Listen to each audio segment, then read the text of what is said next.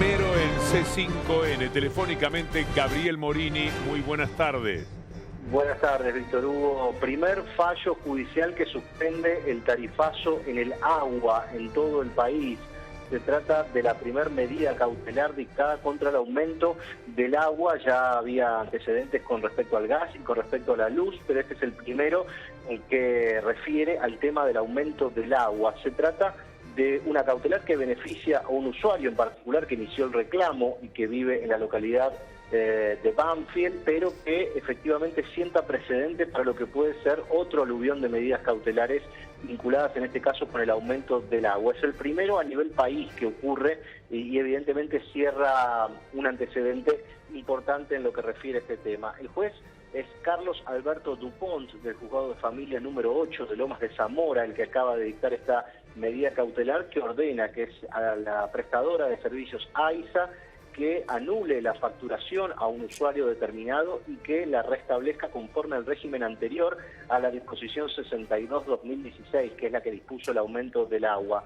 También, obviamente, lo que hace es girar las actuaciones a la justicia federal para que se expida sobre la cuestión de fondo, que es la inconstitucionalidad de este nuevo cuadro tarifario que había dispuesto el aumento en la tarifa del agua. Entonces, reiteramos, el primer fallo a nivel país que suspende el aumento del agua solamente para un usuario, en este caso por la vía cautelar, pero que siente un precedente importante porque es el primero que atiende la cuestión del aumento del agua. Bien, hace agua entonces el tarifazo del agua. Y queremos entender esto que nos ha dicho como un adelanto, primero en C5N, Gabriel Morini. Está con nosotros Nicolás Gandini, nos acompaña también Silvana Alonso, abogada entendida en materia de derecho de los consumidores, y está también en el móvil Victoria Donda. Pero antes que nada, ¿se puede ampliar un poco esta información? Sí, porque había mucha preocupación en la gente, sobre todo en relación al aumento del agua. A ver, el gas, el aumento fue muy significativo, en el agua también, y por ahora no había habido ningún tipo de amparo, ninguna medida cautelar que frene el aumento, que fueron, recordemos, hasta un 1000% del aumento del agua, que es mucho más complejo porque incluso no hay medidores en las casas, con lo cual la gente no podía entender por qué el aumento había sido tan significativo. Este fallo del juez número 8 de familia de Lomas de Zamora lo que hace es centrar jurisprudencia, un antecedente, abrir una cuña para que ahora, este es un caso individual, ahora imagínate que a partir de este caso individual, seguramente ya a partir de mañana pasado va a haber presentaciones ya de acciones colectivas y eso sí puede tener un alcance mucho mayor. Sí, por lo que dice, decía este chico en el móvil, lo que pasa acá es que dijo, giraron las actuaciones a los federales, porque cuando un juez es incompetente, porque la cuestión no es una cuestión local, sino que es a nivel federal, entonces lo que puede hacer es, en vez de declararse incompetente, lo que hace es primero dicta la medida cautelar, para que provisoriamente, preventivamente se resuelva la cuestión urgente. Y lo que tiene que hacer ahora es pasarlo a los jueces federales para que puedan resolver la cuestión de fondo y pueda tramitar todo el expediente. Esto es muy importante porque la justicia federal venía siendo renuente a avalar este tipo de medidas, es decir, renuente le esquivaba a dictar una medida cautelar que frene el aumento del agua. Entonces, ¿qué es lo que hizo la estrategia legal? ¿Cuál fue? Fue ir a la justicia de familia de Lomas de Zamora, que se frene preventivamente el aumento del agua, que ahí sí tiene competencia el juzgado de familia para hacerlo, porque la jurisdicción prima sobre la competencia en este caso. Y bueno, hoy tenemos el primer amparo contra el agua a nivel nacional. Y una cosita más, Nico, Víctor Hugo, tiene alcance individual, me dice el abogado Ferro, pero deja abierta la puerta para reclamar a nivel colectivo, ¿no? Porque hay más de 10.000 afectados solo en la zona de... ¿Sabés un ejemplo? ¿Puedo dar un ejemplo de lo que están hablando? Que me pasó el otro día de un taxista comentarme esto. Como no hay medidores, recién lo explicaban bien, o sea, vos no tenés en tu casa definido cuál es tu consumo, hay muchos departamentos, muchos edificios que comparten con algunos locales, alquilan los locales. Sí. Y, por ejemplo, este taxista que el otro día me comentaba del problema, tenía en uno de los locales del edificio que comparten y no tenían medidores porque en su momento no tenía necesidad, un lavadero. Entonces tenía 20 lavaderos industriales de un consumo de agua exorbitante y la cifra era impagable. Entonces no sabían operativamente tampoco cómo dividir lo que consumía ese local del resto de los departamentos del edificio todos circunscriptos bajo las mismas expensas. Sí, lo que hay que tener en cuenta acá, que como recién comentaban, es un caso individual,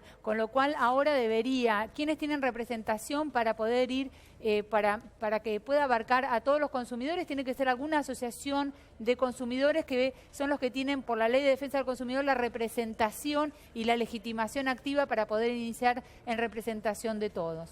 Vamos al encuentro de Victoria Donda por el tema del tarifazo referido al gas, fundamentalmente, que es el que, desde el punto de vista judicial, provoca más controversias. Allí está Francisco Urrutia manejando el tema periodísticamente. Muy buenas tardes. ¿Cómo te va, Víctor Hugo? Buenas tardes. Sin dudas, el malestar por el tarifazo se metió de lleno en la sesión de hoy aquí en el Senado, en la Cámara Alta, donde la oposición exigió a través de distintos proyectos que se suspenda la medida del Gobierno Nacional, a pesar de los retoques que conocimos en las últimas horas, en esta última semana. Además, todos los bloques del arco opositor lograron reunir, consiguieron los 2/3 necesarios para poder incluir en el temario de esta sesión de hoy 4 proyectos de comunicación y además lograron votar a todos ellos en favor con 42 votos positivos y 13 negativos. Si bien estamos en el Senado, estamos acompañados de la diputada Victoria Donda, a quien agradecemos su tiempo. Diputada, ¿cuál es su opinión respecto al tarifazo en general que aplica a distintos servicios? ¿Y qué opina respecto a estos últimos retoques que hemos conocido en las últimas horas, estos topes que ha anunciado el gobierno de Mauricio Macri? ¿Alcanza, no alcanza? Bueno, los topes me parecen casi una cargada. En realidad todo el anuncio me pareció casi que nos están tomando el pelo. O sea, plantear que va a haber de acá a 90 días audiencias públicas. Por otro lado, las audiencias públicas no son una ocurrencia de las asociaciones de consumidores, son una exigencia de la ley. Digo, ¿para qué vas a hacer una audiencia pública si ya hiciste el tarifazo? Plantear que el tope va a ser del 400%. A ver, imaginémonos una boleta de 500 pesos. El 400% de tope son 2.500 pesos. En un salario de menos de 10.000 pesos, que es lo que gana la mayoría de los trabajadores en nuestro país, es muchísima plata. Y estamos hablando de uno solo de los servicios que aumentó exorbitantemente. El tarifazo me pareció salvaje. Salvaje, desprolijo. Es un desastre, o sea, vos tenés personas que reciben una factura como Vila de 900 pesos y otras personas en el conurbano que reciben una factura de gas de 2.500, 3.000 pesos. La verdad es que no respeta ni diagramación social, ni un cuadro tarifario más o menos lógico. Lo que deberían hacer, y es lo que nosotros exigimos, es retrotraer el tarifazo a la situación, digamos, de cero, porque evidentemente está mal diagramado, sentarse con las asociaciones de consumidores y organizaciones sociales y rediscutir cómo va a ser el nuevo cuadro tarifario. Víctor Hugo, ya te escucha la diputada Donda. Sí, Victoria, cuando hubo relación política con Prat de Gay, ¿había manera de entender que estos fueran los criterios de un gobierno que lo tiene a él como ministro de Hacienda, independientemente del ministro que haya tomado la medida? No, bueno, él fue candidato a senador de un frente progresista, que fue el Frente UNEN, ¿no? De una lista que además también era una lista progresista y que tenía otras definiciones y otros proyectos políticos presentados. Él fue diputado de un espacio y como diputado no llevó adelante este tipo de proyectos. Digo, evidentemente no es el proyecto político que yo comparto ni el que nos hubiera reunido en una estrategia electoral, en un frente electoral juntos. Victoria, buenas tardes. Iván Jagroski te saluda. ¿Tenés alguna idea, alguna reflexión respecto a Aranguren? Porque ayer Gioja dijo que se vaya a la casa o que Macri lo mande a la casa. ¿Ustedes tienen alguna interpretación institucional sobre Aranguren?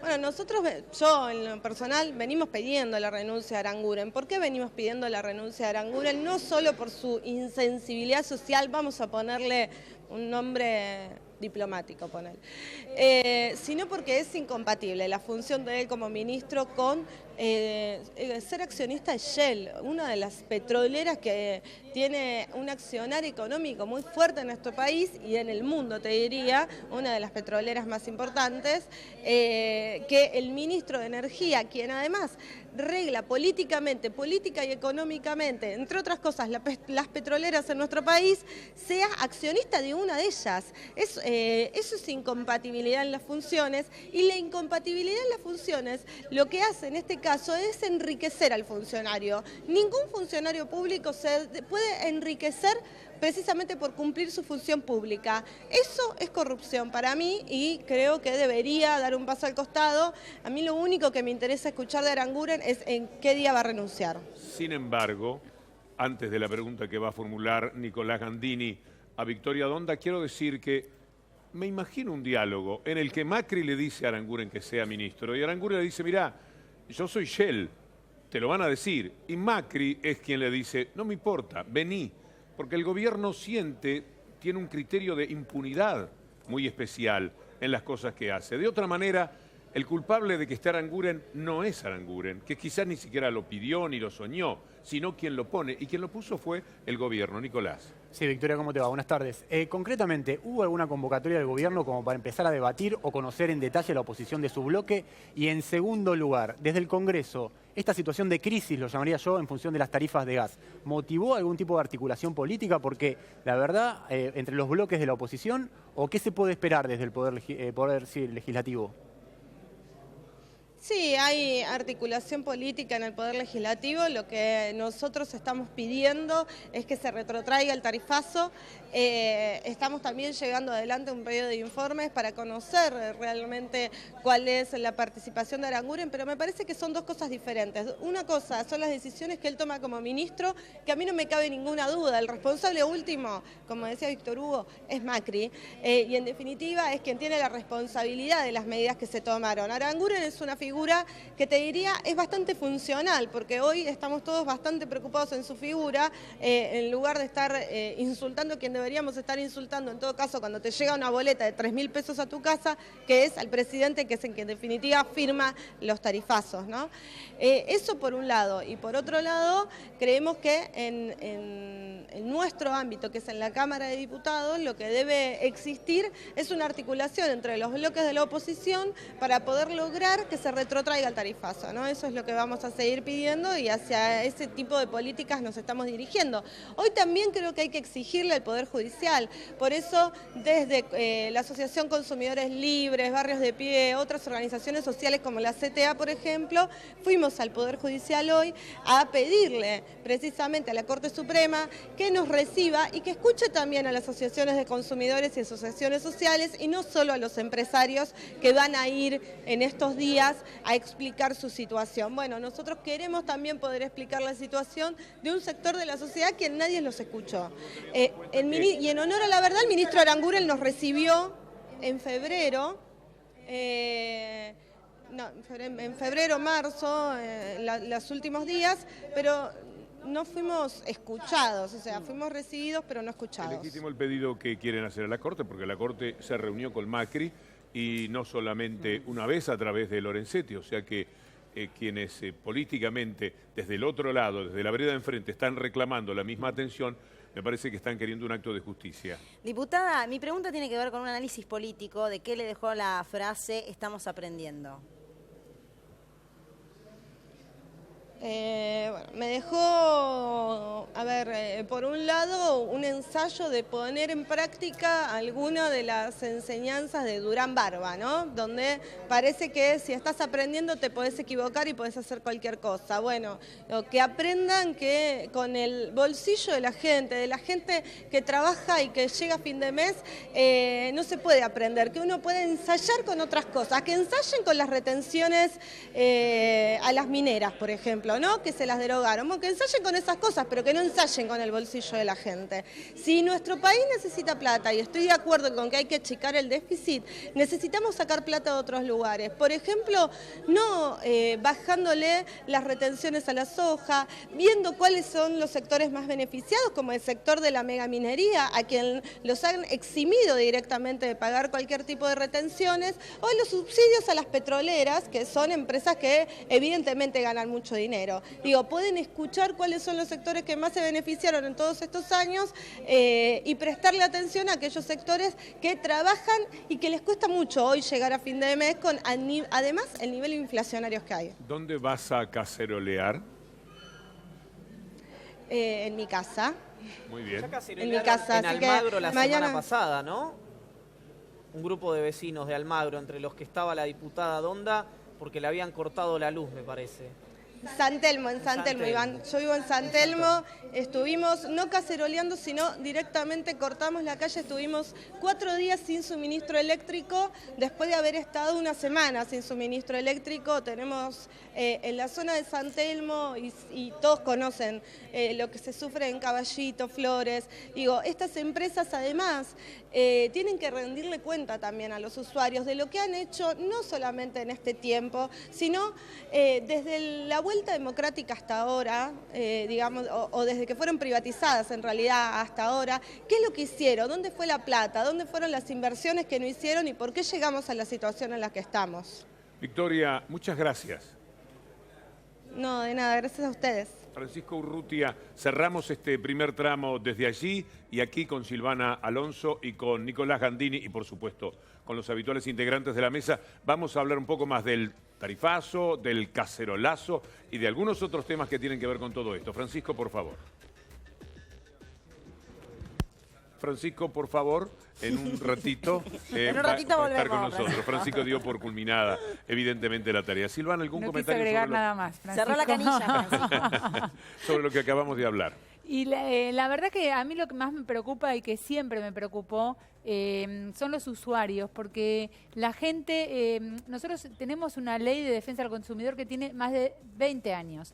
Es una ley que se viene incumpliendo constantemente y es preocupante que estos incumplimientos vengan de los lugares de donde están viniendo, porque quizás es más entendible que vengan los incumplimientos de informar debidamente, de cobrarte lo que sea, que te aumenten de esta manera tan desproporcionada. Creo que es algo súper importante entender que tenemos una ley que dice que hay un deber de información, que tienen que dar calidad de servicio, que tienen que llegar las facturas en tiempo y forma y de acuerdo a los cuadros tarifarios que correspondan. En este caso, lo que está pasando es que van y vienen facturas, ahora supuestamente las empresas van a refacturar, hay que ver que después qué dice la Corte, qué dice la Cámara, hay fallos por todos lados. La verdad que me parece que habría que ordenar la situación, habría que ser un poco más leales con los usuarios y poder que se pueda entender de una vez por todas cuánto es lo que deberíamos pagar de acuerdo a cuadros tarifarios que sean consensuados, que sean razonables. De hecho, los fallos que fueron saliendo hablaban de la desproporción, porque hablar de aumentos de 400, 500, 600 pesos, 600%, y hay aumentos en las tarifas que ahora supuestamente quedaron anuladas, estábamos viendo unos aumentos tremendos. Nadie está diciendo que no se deban aumentar, sino que debió haber sido un proceso mucho más legítimo y que fuera mucho más consensuado, y para eso son las audiencias públicas, aunque quizás no importen demasiado porque no son vinculantes, no importa. Es la manera que toda la sociedad civil tiene para poder decir qué es lo que piensa y qué es lo que necesita. Tenemos que hablar del GNC con Nicolás Gandini, pero ¿te quedó un comentario? No, un comentario para que la gente no se haga demasiado, no tenga demasiadas esperanzas a propósito de la declaración del Senado. No es vinculante en términos jurídicos, para eso ya está el fallo de la Cámara, lo que contaba Gabriel Morini antes, la resolución de la Corte, pero sí es muy importante desde el punto de vista político, que por primera vez en el año, puede ser la segunda o la tercera, yo la verdad no lo recuerdo, pero que el Partido Justicialista en el Senado se haya puesto de acuerdo para pedirle al Gobierno Nacional que retrotraiga las tarifas, es un hecho político muy, pero muy importante, Víctor Hugo. Sí, totalmente. A ver, Víctor Hugo, tema GNC, que a la gente le preocupa mucho. El gobierno no tiene la intención de topear o en ese caso sí frenar el aumento del GNC, que fue muy significativo. En ese caso, la postura del gobierno sigue siendo la misma. El precio del GNC es un combustible que tiene que competir con la nafta. Es decir, gradualmente o no gradualmente, el precio del GNC va a ir convergiendo con el precio de la nafta super, porque esa es la decisión del gobierno. ¿El gobierno qué es lo que dice? No hay gas, estamos importando gas, yo no puedo favorecer que el GNC siga siendo un combustible de reemplazo de la nafta super con un precio diferencial más barato. O sea, el que quiere usar GNC, que lo use, pero va a tener que pagar un precio que cada vez más se asemeje al precio de la super. Pero no es una estafa eso. Bueno, es complicado porque no es tener en cuenta que el GNC es un combustible que socialmente tiene un peso muy significativo en los sectores medios y medios bajos, digamos. Nicolás, te voy a pedir permiso para escuchar a la gente un poco y después vamos al desarrollo de este tema que es irritativo por donde se lo mire y que es uno de los títulos fuertes, por ejemplo, en alguno de los portales, creo que en el Destape, diciendo que hay un aumento del 230% del GNC. En cualquier rubro, 230% es una locura, sin despreciar el 500% de Aranguren en el aumento tarifario. Veamos qué dice la gente. Y yo empecé a trabajar en febrero, lo pagaba 4,50, o sea que está más de un 100%. Yo soy chofer y va a mi cargo, o sea que va directamente a mi bolsillo. O sea que más que se te triplicó el costo del GNC de principio de año hasta ahora.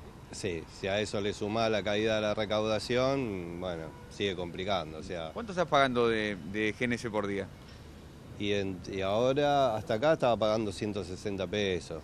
Vos estás trabajando como remis, ¿no? Sí. ¿Y te impacta mucho en los costos para el trabajo? ¿Te complica? Sí, complica porque la verdad que todos los días, o sea que el presupuesto se te va a la miércoles. No es más como antes. No, para mí no sirve más la obra del remis. Ya no te está rindiendo. No te rinde, no rinde. ¿Antes cómo era la situación antes, cómo es ahora? Y antes te rendía un poco más porque no era tanto el impacto que nos está dando hoy por hoy los viajes, qué sé yo. Ahora tenés que cobrar más y no es igual. ¿Cuánto gastás de GNC por día? Y ahora calculo como 180, 200 pesos más o menos por día, con el nuevo aumento que hay. ¿Y estás recaudando? Y depende, 1.000 pesos más o menos por día, mano, sacaban 1.200. ¿Y el auto lo alquilás o es tuyo? No es mío el auto ese. Pero el margen que te deja se achica, ¿no? Y se achica mucho. Y soy propietario. Y se suma, sí, se hace pesado. Encima del trabajo bajó bastante. ¿Cuánto estás teniendo de costo de gas por día? Y más o menos estoy teniendo 200 pesos por día. ¿Cuántos kilómetros se andan con 200 pesos? Y yo estoy andando 150 más o menos. Vos andás un poco más tranquilo, vos sos propietario, ¿no? Sí, pero igual eso influye, ¿viste? Sí. ¿Cuántas horas están trabajando? Y yo estoy andando mínimo 12 horas. Sí. Menos no puedes andar, no te rinde. ¿Te puedo preguntar cuánto haces por día? Y yo estoy, depende, un día hago 1.000, a otro 1.200, 1.300. A lo sumo 1.500, pero más de ahí no. O sea que de gas ya tenés más del 20%. Sí, sí. Bueno, también tenemos la posibilidad de hablar con las asociaciones de consumidores, pero estas protestas generan un comentario, Nicolás. Sí, Víctor Hugo, a ver, la metodología me preocupa, digamos. ¿Por qué? Acá es una medida complicada, es antipopular, claramente, el aumento del GNC. Entonces yo pregunto, ¿por qué no hubo una medida de contención en paralelo? ¿Por qué no se abrió, por ejemplo, un registro para que taxistas y remiseros puedan inscribirse y buscar algún tipo de sendero de precios o una tarifa diferencial del GNC? Se podría haber hecho, no era tan costoso. Hoy en términos del sistema se puede hacer muy fácil eso. Y la verdad demuestra voluntad política de preocuparse por el bolsillo de la gente en un año complicado, de fuerte caída del poder adquisitivo. Eso no era tan difícil de hacer. Creo que lo neoliberal está pensado también para tener menos trabajo. Cuando vos sos Estado y tenés que pensar en función del Estado, te tenés que tomar un trabajo de buscar lo mejor y buscar la vuelta. Ellos dicen, no, que lo arregle el mercado. El mercado tiene que decir ahora que el GNC no puede ir a la gente de la manera que va a los taxistas. Y está perjudicando enormemente a los taxistas en el peor momento. Les tirás con Uber, les tirás con menor recaudación porque hay mucha menos gente que viaja en taxi hoy día. Sí. Mira, en relación a lo que decís, te agrego una declaración de José Ibarra, secretario de la Federación de Taxis. El GNC estaba menos de 3 pesos en febrero y ahora está entre 9 y 10 pesos, recién veíamos el valor. Y es una forma de explicar que además el 85% de los taxis mínimo manejan con GNC para abaratar costos. Y te la pongo, si querés, desde el lado de las empresas, digamos. Argentina siempre fue un país que hizo punta en el desarrollo de tecnología del GNC. GNC en Argentina tiene un uso extensivo que se exportaba tecnología con valor agregado hacia el exterior. ¿Qué es lo que está pasando con esto? Obviamente el nivel de conversiones cayó muchísimo, con lo cual los fabricantes de tecnología de GNC, cilindros, equipos y demás, tienen las plantas casi cerradas.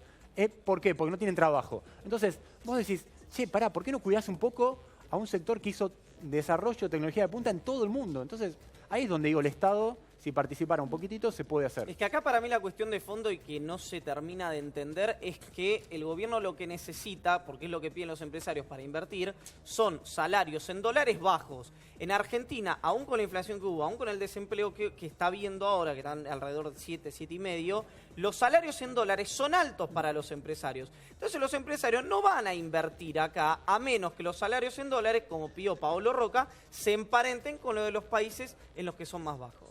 Sí, el punto es que no te podés llevar puesto a sectores, digamos. O sea, está bien, entiendo el pedido de los empresarios, pero el Estado tiene que tener en cuenta que el nivel de actividad en un escenario recesivo a nivel mundial, si vos dejás que el mercado interno se te planche, es muy difícil reactivarlo, digamos. Entonces, cuando pegás por un lado o por otro, tenés que meter un paliativo. Yo este ejemplo que te digo de un registro donde se inscriban los taxistas y remiseros, la verdad es algo básico, no es tan complicado. También les afectó bastante cuando son esto de los horarios, porque se quedan, no llegan a cubrir todas las horas que es el corte de la entrega del GNC.